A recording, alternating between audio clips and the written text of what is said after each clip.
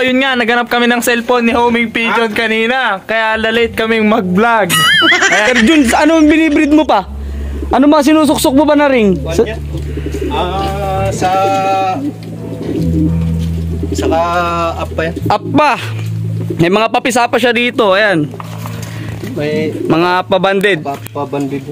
Yan, mga young bird ng up pa. Kahit ito, up pa yan. Up pa rin to, sir. Ayun, lalaki na oh.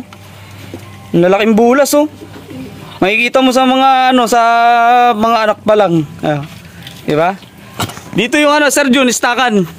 Stock bird. Yan, stock bird ni Sir Jun. Ang daming ibon ni Sir Jun, grabe. Oh, may mga dan pa rin dito, may mga rare color pa rin dito. May pula, may blue bar, checkered, ayan. Kahit saang section niya, mayroong mga pugat para nakakapag-breed pa rin. Para anytime pwede suksukan kapag maganda yung mga ano, maganda yung mga nagpares. Kasi mga ganito kadalasan, sila na nagpapares. Oh, ito mga young bird dito, Sir Jun, lalaban rin to. Ay, stock na. Depende yan kapag kapag halimbawa akong kumusa ng panlaro. Pang ano sila, pang huhugutin. Naka-reserve lang yan sila. Ba't si Sir Jun, may pain ka rito? Pain para sa dagit ba to? Ginagawa ko rito. Hindi naman nila maubos. Tatayihan. Mamaya nakakainin ulit.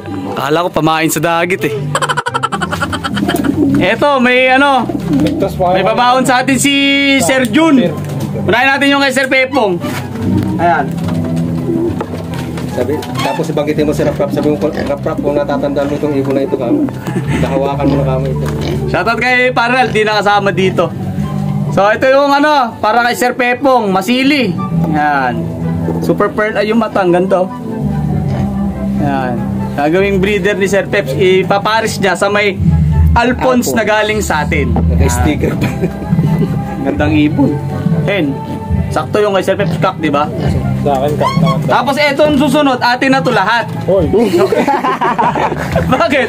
May nag-react agad ah. Ayan. Kilala ko yung akin. Ito ay sa atin. Ito, pabaon ni Sir Jun, mga kalapatids. Ito yung Kak. Isang pares yung nakuha natin dito kay Sir Jun. Ayan. Sila na rin pagbabanggain ko para Jun Tumbaga Line. Oo, Jun Tumbaga Line. Para kapag ka nanalo, alam natin yun, hindi tayo malilito. Ayan. Galing po kay Sir Jun. Napaka-quality ibon. Hindi namimigay si Sir Jun. Kaya lang, pag nandito tayo, hindi tayo natatanggihan ni Sir Jun.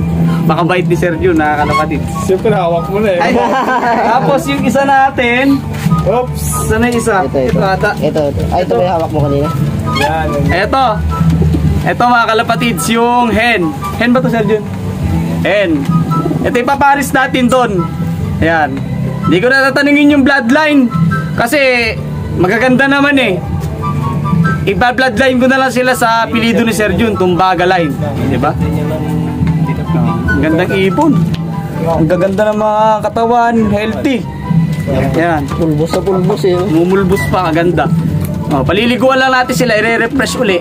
Para siyempre, pagbabanggain natin sila ng magkaibang pares eh. Iba yung mga pares kasi nila dito.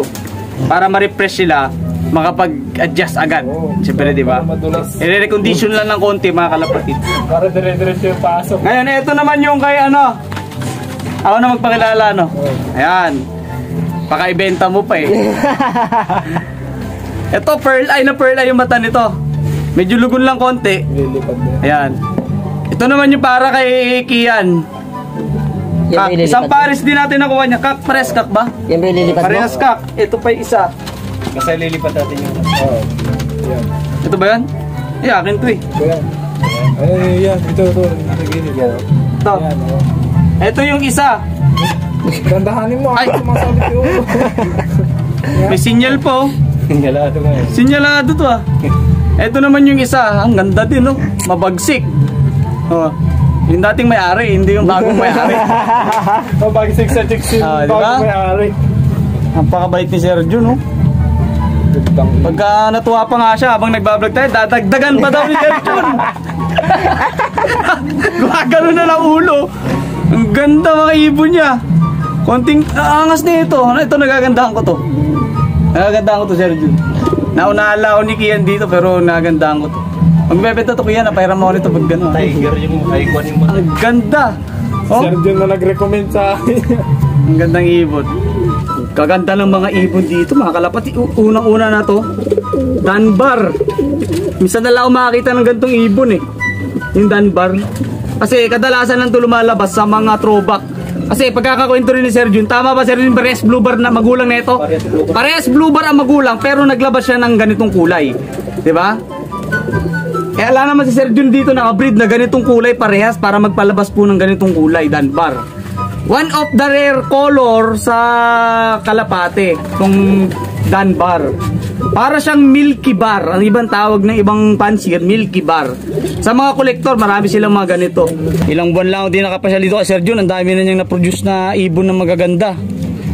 Isa nga ito sa ano, maling sa mata ko mga kalapatid. Sa mo may paa pa ron, no, sa buntot oh.